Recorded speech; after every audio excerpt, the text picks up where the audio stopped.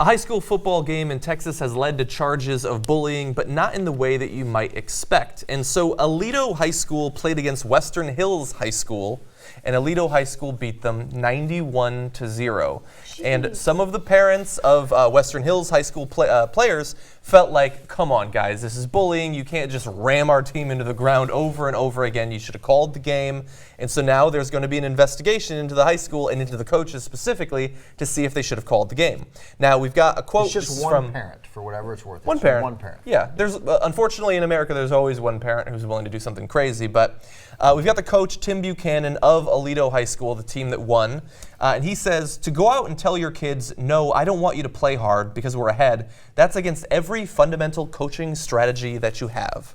And just to be clear, the Texas Education Agency defines bullying in that area as bullying occurs when a person is exposed repeatedly and over time to negative actions on the part of one or more other persons and he or she has difficulty defending himself or herself. Bullying is aggressive behavior that involves unwanted negative actions, a pattern of behavior over time, and an imbalance of power or strength. And in that definition, there might actually be something to it. Well, there was an imbalance of power and strength, and they kept annoying them by tackling them over and over. Okay, if I was on that winning football team, I would think this was the greatest thing that ever happened.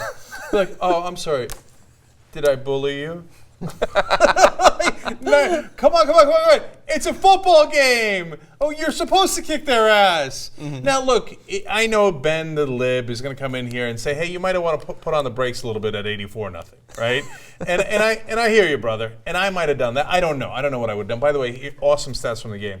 They scored once every 3 possessions. Mm-hmm. The coach was like, hey, listen, man. Once every 3 plays. How bad was that? Yeah, I'm sorry, plays, not possessions. Yeah. I mean, that's unbelievable. 1 every 3 plays, like 20 yards. 2 punt 50 returns. Yards, touchdown. Right? Yeah. By the way, over the past 4 district games, their margin of victory is 77 points. So this is not an isolated incident.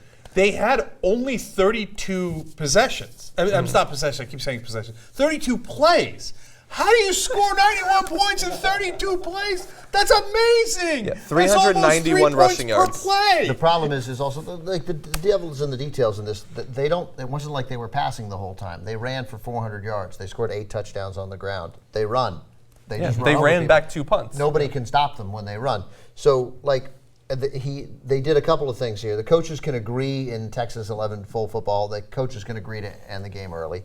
They didn't. Neither coach did. The coach of the team that lost 91-0 has said very clearly, there was no bullying. Mm-hmm. We just lost 91-0. They substituted players out in the first quarter of the game.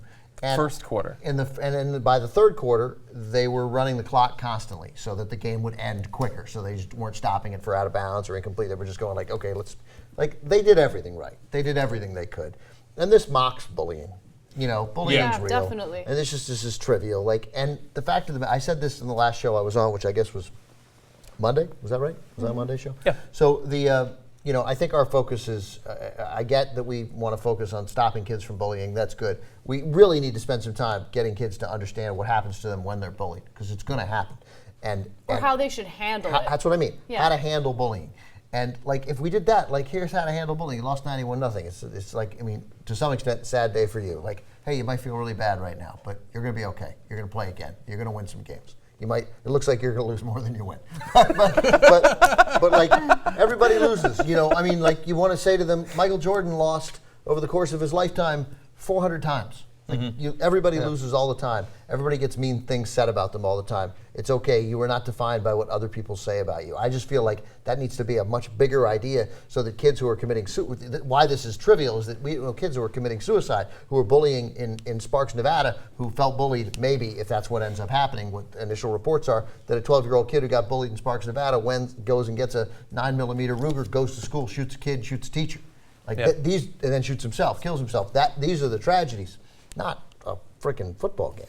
No. Yeah, and I would have thought that if I was on the losing end of that as a coach, I think that's a great teachable moment. Right. It presents an opportunity for you. Yeah. And as long as kids aren't getting hurt, if one team is so much larger and you're worried about the kids' actually physical safety, I can see then, just calling the game or whatever. But if you're not worried about that, then I'd say, yeah, great, man. I want every play for you to be as enthusiastic as the first play And just like Ben said, sometimes you lose, sometimes you get clobbered, man. Yeah. But that isn't the point. The point is to play your hardest under all You circumstances. know, win this quarter, win this last 3 minutes. We're down One 91-0. Win this last 3 minutes. Yeah. Stop them one time, and you stop them one time. You come off the field. I'm going to give you all seriously. You know, I'm going to give you high fives. Look at this. We stopped them. There's so much. It's clearly unfair. They're so much better than we are. Yeah. You know, I don't know. I think as I've said it now, I get to say it with freedom because I'm a parent. God bless that I finally am able to do that. Like, we don't teach kids how to lose. We don't. We teach. Everybody gets a trophy. Everybody talks about it. We're so worried about losing sucks. It sucks. It's painful. It's hard. You try and you lose. But it's not the end of the world, and there's so much character building that comes from losing. Teach kids how to lose. You play a game 9 on 9. 9 kids are guaranteed to lose.